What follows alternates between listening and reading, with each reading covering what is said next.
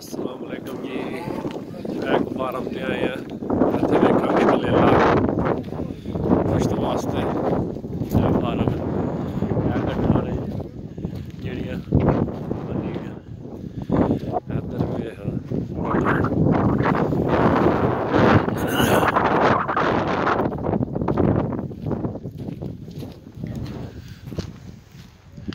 Ford tractor खड़ा है।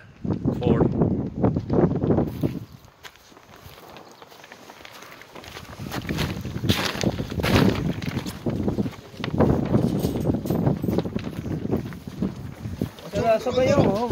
नहीं इतने बाहर में वेखना अंदर की तरह जाना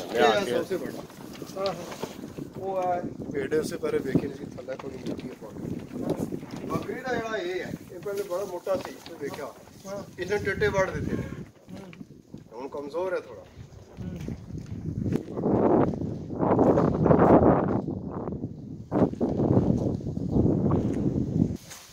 ये ने किन्ने आ देने